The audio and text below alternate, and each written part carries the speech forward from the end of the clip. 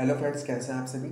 आज के इस वीडियो में हम बात करने वाले हैं complete SEO course for beginner, जो कि रहने वाला है बेसिक्स टू एडवांस तक। और ये हमारे एसईओ कोर्स का 6th वीडियो है। और ये वीडियो आज का बहुत इंपॉर्टेंट होने वाला है, क्योंकि आज की इस वीडियो में हम बात करेंगे कंप्लीट ऑन पेज एसईओ, जो कि रहने वाला है बेसिक्स टू एडवांस तक। और इस वीडियो में हम थ्योरी के साथ साथ विद प्रैक्टिकल भी समझने वाले हैं। तो चलिए स्टार्ट करते हैं। सबसे पहले हम जानते हैं कि आज के इस वीडियो का सिलेबस क्या रहने वाला है। सबसे पहले हम बात करेंगे इसके अंदर मेटा टैग्स ऑप्टिमाइजेशन की, फिर हेडिंग टैग्स की, फिर इसी के साथ हम कंटेंट कीवर्ड प्लेसमेंट, फिर इमेज एसईओ जो कि ऑल टेक्स्ट होता है, और रिच मीडिया एम्बेडिंग, यानी कि हम अपने कंटेंट के अंदर वीडियो, इमेज, इन सब चीज़ को कैसे ऐड करें, हम इसके बारे में बात करने वाले हैं। इसी के साथ हम बात करेंगे लिंकिंग स्ट्रेटजी, यानी कि आप अपने कंटेंट के अंदर इंटरनल लिंकिंग और एक्सटर्नल लिंकिंग को किस तरह से ऐड करें, हम इसके बारे में बात करेंगे। ठीक है।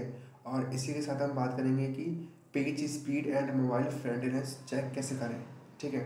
तो चलिए स्टार्ट करते हैं अपने सबसे पहले टॉपिक के ऊपर, जो कि रहने वाला है meta tags optimization. Meta tags are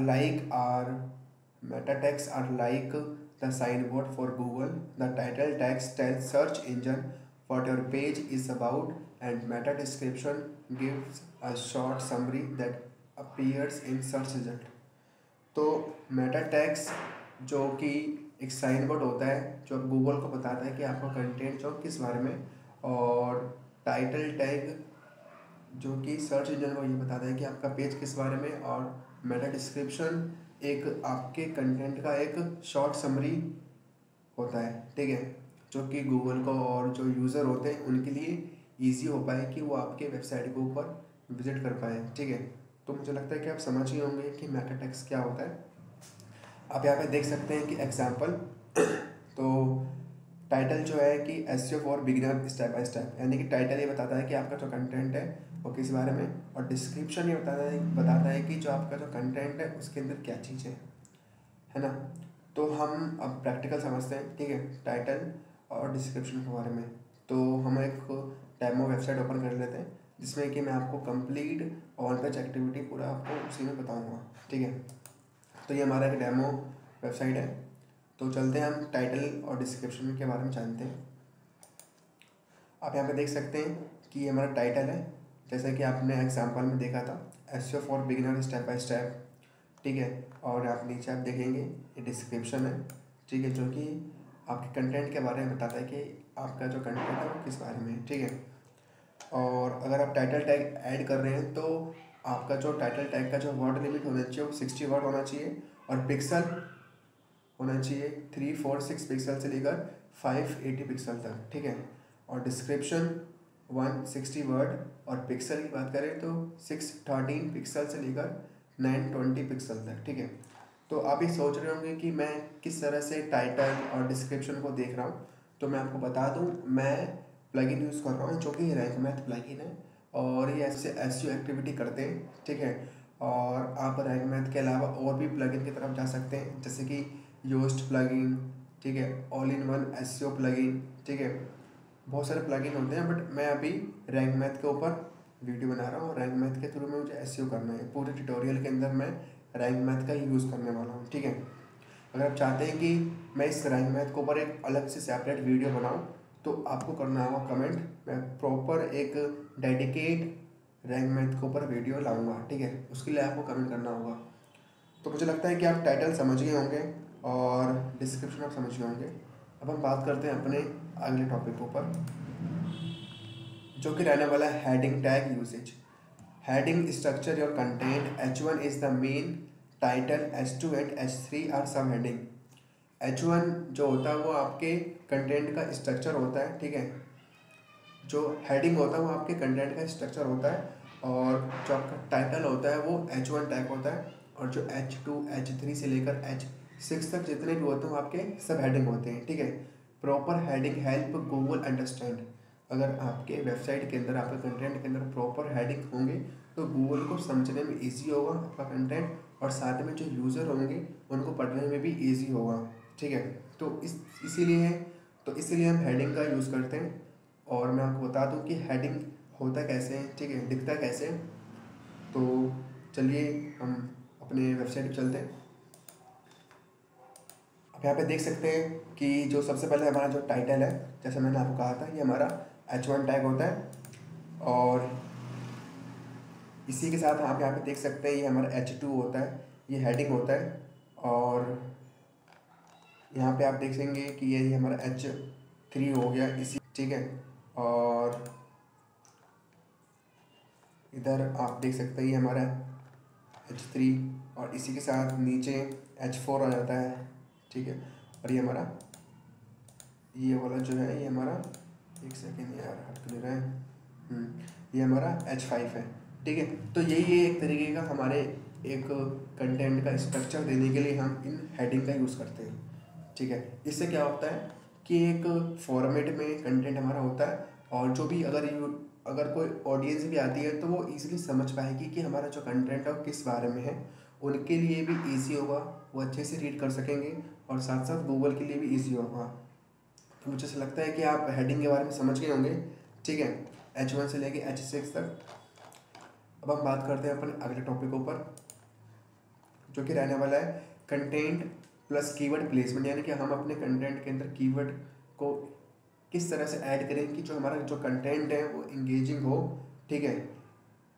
तो हम एग्जांपल समझते हैं कि if your main keyword is SEO for beginner, आपका जो मेन कीवर्ड है वो SEO फॉर बिगिनर है, तो आप उसको अपने कंटेंट के अंदर नेचुरल तरीके से ऐड करें कि गूगल को पता ना चले। बट आप एक चीज़ का ये ध्यान रखें कि आप कीवर्ड स्टफिंग ना करें, ठीक है। हम यहाँ पे डेफिनेशन देखते हैं एक बार। Good content is informative, engaging and useful. Keyword should appear naturally in the title, first paragraph, heading and conclusion, avoiding stuffing keyword. जैसे मैंने आपको अभी कहा एग्जाम्पल के थ्रू कि आप अपने कीवर्ड को अपने टाइटल के अंदर, पैराग्राफ के अंदर, हेडिंग के अंदर और कंक्लूजन के अंदर आप ऐड कर सकते हैं, बट आपको कीवर्ड स्टफिंग नहीं करना, आप नेचुरल तरीके से आपको ऐड करना होगा, ठीक है। तो मैं आपको दिखाता हूँ अब, ठीक है, कि आप अपने कंटेंट के अंदर कीवर्ड को किस तरह से ऐड करें नेचुरल तरीके से। आप यहाँ पे देख सकते हैं कि सबसे पहले जो हमारा कीवर्ड है वो SEO फॉर बिगिनर, जैसे मैंने आपको कहा था कि अपने टाइटल के अंदर होना चाहिए, जैसे कि आपको देख सकते हैं यहाँ पे है। और इसी के साथ फर्स्ट पैराग्राफ के अंदर भी हमारा कीवर्ड होना चाहिए, ये रहा, फर्स्ट पैराग्राफ के अंदर भी है। और ठीक है, और यहाँ पे देखेंगे कि आप लर्न SEO, ये नेचुरल तरीके से मैंने ऐड किया। अगर मैं केवल SEO लिखता हर जगह तो ये कीवर्ड स्टफिंग में काउंट होता। मैंने नेचुरल तरीके से इसको ऐड किया है, मैंने नेचुरल तरीके से ऐड किया है लर्न SEO। इसी के साथ आप यहाँ पे और देख सकते हैं कि on page SEO, learn SEO, जैसे मैंने ऊपर कहा, ठीक है।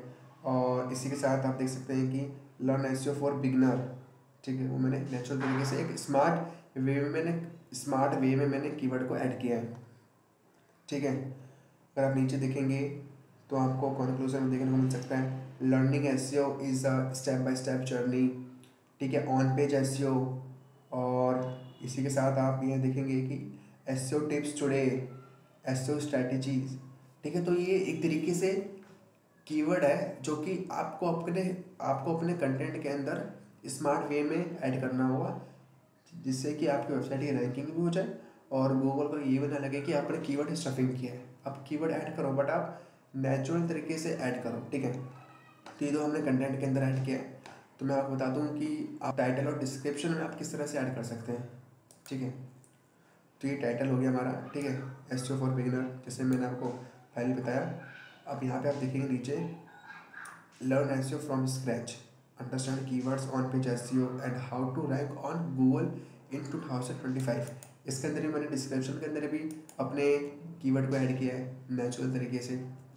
अब हम बात करते हैं अपने अगले टॉपिक ऊपर, जो कि रहने वाला है image SEO all text and comparison. Image improve engagement but Google can't see them, that's why we add alt text describing the image, comparison image so your website look faster। इसका मतलब ये है कि आप ये समझो कि जो हमारा कंटेंट होता है, ठीक है, हम चाहते हैं कि उसकी रैंकिंग हो, तो उस केस में हम अपने कंटेंट के अंदर कीवर्ड को ऐड करते हैं, ठीक है। वही सेम चीज़ हम अपने इमेज के अंदर ऐड नहीं कर सकते हैं, ठीक है। उस समय हम ऑल टेक्स्ट का यूज़ करते हैं, हम अपने इमेज की बैकएंड में उस कीवर्ड को लगाते हैं, ठीक है, जिससे कि हमारी उस इमेज की रैंकिंग हो पाए, उसी को कहते हैं हम ऑल टेक्स्ट, ठीक है। और एक चीज़ का आप ये ध्यान रखिए कि अगर आप इमेज लगाते हैं तो जो आपकी जो इमेज का जो साइज़ होना चाहिए वो 1 MB से कम का होना चाहिए, ठीक है। और अब हम बात करते हैं कि हम अपने इमेज की साइज़ कम कैसे करें, तो मैं वो आपको भी बताता हूँ। और एक चीज़ और, मैं अभी आपको ऑल टेक्स्ट के बारे में नहीं बताऊँगा, क्योंकि इसके बाद जो नेक्स्ट टॉपिक आने वाला है उसमें हम ये देखेंगे कि हम अपने ब्लॉग के अंदर किस तरह से इमेज को ऐड करें, वीडियो को ऐड करें, तो उस समय मैं आपको ऑल टेक्स्ट के बारे में बता दूंगा। बट अभी हम देखते हैं कि अभी हम इमेज की क्वालिटी को, यानी कि इमेज की साइज़ को किस तरह से कम करें। तो सबसे पहले आप गूगल पे जाइए और यहाँ पे सर्च कीजिए, ठीक है, रिड्यूस इमेज साइज, ठीक है। तो यहाँ पे सबसे पहले आपको दिख रहा होगा सबसे टॉप पे वेबसाइट, आपको इसको ओपन करना होगा। ओपन करने के बाद हाँ आपको यहाँ पे सेलेक्ट करना होगा, सेलेक्ट इमेज पे क्लिक करना होगा। वैसे मेरे पास कोई इमेज नहीं है, मैं आपको सैम्पल के लिए कोई इमेज ले लेता हूँ और उसका साइज़ को मैं रिड्यूस करके आपको दिखा दूँगा, ठीक है। तो हम इमेज में गए, इमेज मैंने जैसे कि मैंने एक यहाँ पे ये इमेज ले लिया, ठीक है। और इमेज लेने के बाद आपको स्क्रॉल करना होगा और यहाँ पर देख सकते हैं क्वालिटी इमेज है, यहाँ पे 90 दिया गया है, आपको इसको कम करना है। जैसे कि मैं यहाँ पे 70 कर लेता हूँ। जब 70 जब कर लेते हैं आप, तो यहाँ पे आपको रिसाइज इमेज पे क्लिक करना होगा। क्लिक करने के बाद कुछ सेकंड बाद आप यहाँ पे देख सकते हैं कि 27.94 KB का ये हमारा इमेज का साइज़ हो गया, यानी कि 1 MB से बहुत कम है। तो आपको डाउनलोड पे क्लिक करके इस इमेज को आपको डाउनलोड कर लेना होगा। ये हमारा इमेज डाउनलोड हो गया, ठीक है। मुझे लगता है कि आप समझ ही होंगे, ठीक है, कि हम अपनी इमेज का क्वालिटी, हम अपनी इमेज का साइज़ को किस तरह से कम करें। अब हम बात करते हैं अपने अगले टॉपिक ऊपर, जो कि रहने वाला है rich media embedding and optimization. Video image make content more engaging, always add title captions and compress file to keep page fast, ठीक है। यानी कि इसका मतलब ये है कि हम अपने कंटेंट के अंदर इमेज और वीडियो को ऐड करते हैं, जिससे कि हमारा जो कंटेंट है वो एंगेजिंग हो, ठीक है, वो अच्छा दिखे और यूज़र के लिए भी अच्छा लगे कि वो अच्छे से रीड कर पाए, ठीक है, गूगल और यूज़र के लिए भी अच्छा हो, ठीक है। तो अब हम बात करते हैं कि हम अपने ब्लॉग के अंदर किस तरह से वीडियो और इमेज को ऐड करें। और जब हम इमेज को ऐड करेंगे तो मैं आपको ऑल टेक्स्ट भी बता दूंगा, ठीक है। तो चलते हैं अपने ब्लॉग की तरफ। ये हमारा ब्लॉग है, जैसे आपने देखा। हम यहाँ पे सबसे पहले इमेज को ऐड करते हैं। तो इमेज ऐड करने के लिए सबसे पहले आपको कोई सा भी एक आपको स्पेस सेलेक्ट करना होगा। जैसे कि मैं टॉप पे ही इमेज लगा देता हूँ, यहाँ पे आपको क्लिक करना होगा। क्लिक करने के बाद आपको यहाँ पे एंटर पे क्लिक करना होगा, ठीक है। आप यहाँ आपको तो आपको यहाँ पे स्पेस देखने को मिलेगा, तो यहाँ पे आपको प्लस के निशान पे क्लिक करना होगा और यहाँ पे आपको सर्च बार में सर्च करना होगा इमेज, ठीक है। इमेज पे क्लिक करना होगा, एक सेकंड गलत हो गया स्पेलिंग। इमेज पे क्लिक करना होगा। इमेज पे क्लिक करेंगे तो आप यहाँ पे अपलोड का ऑप्शन आपको उस पर क्लिक करना है और जो आपने अपना इमेज को, जो आपने अपनी इमेज का साइज़ को कम किया आप उसको लें और इसको अपलोड करें। तो डाउनलोड से मैं अपने उस इमेज को ले लेता हूँ। यहाँ पे देख सकते हैं ये हमारा इमेज अपलोड हो चुका है। और इसी के साथ राइट साइड आप देखेंगे ये हमारा ऑल्टरनेटिव टेक्स्ट है, यानी कि हमारा ये ऑल टेक्स्ट है। यहाँ से हम अपने इमेज के बैकएंड में कीवर्ड लगाते हैं। तो यहाँ से मैं कोई कीवर्ड ले लेता हूँ, जैसे कि ये हमारा ये कीवर्ड है, ठीक है। इसको कॉपी करके मैं इधर यहाँ पे पेस्ट कर रहा हूँ, ठीक है। आप पे देख सकते हैं यहाँ पे मेरा ऑल टैग लग गया। यहाँ से पब्लिश पे क्लिक करके आप अपने ब्लॉग को पब्लिश कर सकते हैं, ठीक है। तो मुझे लगता है कि आप इमेज लगाना सीख गए होंगे। तो अब हम बात करते हैं कि हम वीडियो किस तरह से ऐड करें। तो उसके लिए आपको गूगल में जाना होगा, ठीक है। हमारा यूट्यूब ओपन हो जाता है। तो अब आप सेलेक्ट कीजिए कि आपको कौन सा वीडियो लगाना है। तो मैं अपनी वीडियो लगा लेता हूँ, अपने चैनल से मैं सर्च करता हूँ, ठीक है। ठीक है, यहाँ से हमारी वीडियो थी, यहाँ पे आप देख सकते हैं ये हमारे चैनल का वीडियो है। तो जैसे कि मेरे को ये वाली वीडियो लगानी है, तो उसके लिए आपको 3 डॉट पे क्लिक करना होगा, ठीक है। आप यहाँ पे शेयर पे क्लिक करेंगे। शेयर पे क्लिक करने के बाद इस लिंक को आपको कॉपी करना होगा। कॉपी करने के बाद अब अपने ब्लॉग पे जाइए। ब्लॉग पे जाने के बाद आपको देखना होगा कि आपको कौन से जगह पे आपको वीडियो लगाना है। जैसे कि मैं इस जगह वीडियो लगाता हूँ, तो आपको सेम इमेज की तरह आपको काम करना है। आपको यहाँ पे क्लिक करना होगा, एंटर पे क्लिक करना होगा, ठीक है। आपको इस प्लस पे क्लिक करना होगा और प्लस पे क्लिक करने के बाद आपको यहाँ पे यूट्यूब एम्बेडेड पे क्लिक करना होगा, ठीक है। यहाँ पे आप क्लिक करेंगे तो आपको उस लिंक को यहाँ पे पेस्ट करना है। तो कुछ टाइम बाद देख सकते हैं आप, ये वीडियो हमारा लग चुका है, ठीक है। तो मुझे लगता है कि आप इमेज समझ चुके होंगे कि इमेज किस तरह से लगाया जाए, वीडियो समझ गए होंगे कि आप हम वीडियो कैसे लगाएं, ठीक है। अब हम बात करते हैं अपने अगले टॉपिक के ऊपर, जो कि रहने वाला है लिंकिंग स्ट्रैटेजी, यानी कि हम अपने वेबसाइट के अंदर लिंक कैसे लगाएं। और लिंक जो होते हैं 2 टाइप के होते हैं। पहला होता है इसके अंदर इंटरनल लिंकिंग, ठीक है, पहला होता है इंटरनल लिंकिंग, दूसरा होता है इसके अंदर एक्सटर्नल लिंकिंग। इंटरनल लिंकिंग क्या होता है, मैं आपको शॉर्ट में बता दूँ। इंटरनल लिंकिंग का मतलब ये होता है कि हमारी वेब पेज का लिंक हमारे वेब पेज के अंदर लगा हो, ठीक है, उसे हम कहते हैं इंटरनल लिंकिंग। और एक्सटर्नल लिंकिंग उसे कहते हैं कि किसी बाहर की वेबसाइट का वेब पेज का लिंक हमारे वेबसाइट के वेब पेज में लगा हो, उसे हम कहते हैं एक्सटर्नल लिंकिंग, ठीक है। अब हम ब्लॉग में जाके समझते हैं, प्रैक्टिकल देखते हैं कि कैसे लगाया जाता है। तो इंटरनल लिंकिंग और एक्सटर्नल लिंकिंग लगाने का जो मेथड है वो बिल्कुल सेम, ठीक है। अगर आप लिंक लगा रहे हैं तो जो लिंक और जो कीवर्ड होना चाहिए वो रिलेवेंट होना चाहिए। मान के चलिए कि ये हमारा कीवर्ड है, ठीक है, मेटा डिस्क्रिप्शन, हमको इस पर लिंक लगाना है। तो उसके लिए आपको इसको सेलेक्ट करना होगा। सेलेक्ट करने के बाद आप यहाँ पे देख सकते हैं, ठीक है, लिंक। तो आपको इस पर क्लिक करना होगा। क्लिक करने के बाद आपको ये डिसाइड करना है कि आपको इंटरनल लिंकिंग लगाना है या एक्सटर्नल लिंकिंग लगाना है। अगर आप इंटरनल लिंकिंग लगाना चाहते हैं अपने वेब पेज का लिंक अपने वेब पेज के अंदर, तो जो आपका वेब पेज का लिंक है उसको आप कॉपी करें और यहाँ पे पेस्ट कर दें, ठीक है। वैसे तो मेरे पास कोई दूसरा डेमो ब्लॉग नहीं है जो कि मैं आपको दिखाऊं, तो आप ये समझ जाएं कि आपको अपने वेब पेज का लिंक आपको इसमें लगाना होगा, ठीक है। बट मैं आपको एक्सटर्नल लिंकिंग लगाना सिखाता हूँ। उसके लिए आप यहाँ पे गूगल पे सर्च करें कि मैं इसी वेबसाइट का मैं लिंक लगा देता हूँ। इसे कॉपी करता हूँ और अपने ब्लॉग पे जाके यहाँ पे मैं पेस्ट कर देता हूँ, ठीक है। पेस्ट कर दूँगा तो आपको इस पर क्लिक करना होगा, ठीक है। आप यहाँ पे देख सकते हैं इस पर हमारा लिंक लग चुका है, ठीक है। इसे मैंने क्लिक किया तो यहाँ पे लिखा हुआ आ रहा है। अब नीचे भी यहाँ पे देख सकते हैं लेफ्ट साइड इधर, ठीक है। तो ये हुआ हमारा एक्सटर्नल लिंकिंग लगाना। सेम इंटरनल लिंकिंग होता है। इंटरनल लिंकिंग यानी कि हमारे वेब पेज का लिंक हमारे वेब पेज के अंदर लगा हो। एक्सटर्नल लिंकिंग यानी कि हमारे वेबसाइट के अंदर किसी दूसरे वेबसाइट का लिंक लगा हो, ठीक है। जैसे कि इस वेबसाइट का लिंक हमारे इस वेबसाइट के अंदर लगा है, तो ये इसे कहते हैं हम एक्सटर्नल लिंकिंग। तो मुझे लगता है कि आप समझ गए होंगे। अब हम बात करते हैं अपने अगले टॉपिकों पर, जो कि रहने वाला है page speed and mobile friendly check. Page speed and mobile friendliness are critical ranking factors. Fast load and mobile optimized website give better user experience and high Google ranking, ठीक है।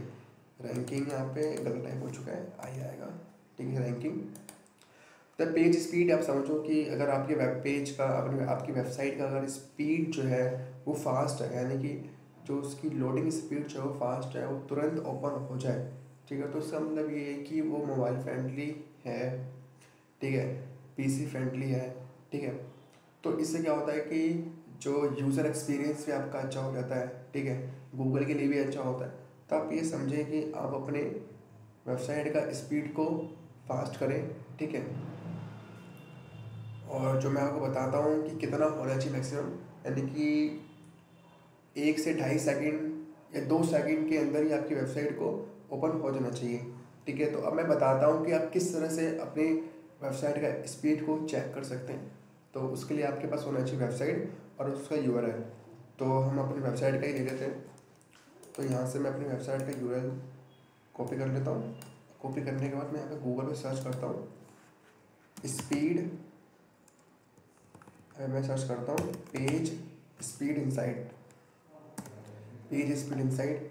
आप यहाँ पे देख सकते हैं, यहाँ पे सबसे पहले जो वेबसाइट है आपको इसको ओपन करना होगा। ओपन करने के बाद आपको यहाँ पे अपना वेबसाइट की लिंक को डालना है। लिंक डाल देते हैं हम यहाँ पे। तो लिंक डालने के बाद आपको यहाँ पे एनालाइज पे क्लिक करना होगा। कुछ सेकंड बाद आप देख सकते हैं, आप यहाँ पे देख सकते हैं यहाँ पे रिजल्ट आ चुका है, ठीक है। तो जो हमारी वेबसाइट की जो स्पीड है वो 2.9 सेकंड है, यानी कि 3 सेकंड से कम का है, ठीक है। तो ये भी चलेगा, बट कोशिश करना है कि इससे थोड़ा कम हो, ठीक है। हाँ, तो मुझे लगता है कि आप समझ गए होंगे, ठीक है। पेज स्पीड क्या होता है, किस तरह से हम अपने वेबसाइट का पेज स्पीड चेक कर सकते हैं। तो थैंक यू फॉर वॉचिंग। मुझे लगता है कि आपको एक वीडियो अच्छा लगा हो। अगर अच्छा लगा हो तो आप इस चैनल को सब्सक्राइब करें, लाइक करें और शेयर करें, ठीक है। तो ये हमारा कंप्लीट ऑन पेज एक्टिविटी रहा, थ्योरी के साथ विद प्रैक्टिकल। और इसके बाद जो नेक्स्ट वीडियो आएगी वो ऑफ पेज एसईओ के ऊपर आएगा, ठीक है। उसके लिए आपको इस चैनल को सब्सक्राइब करना होगा। तो आज के लिए इतना ही, मिलते हैं नेक्स्ट वीडियो में एक नए टॉपिक के साथ।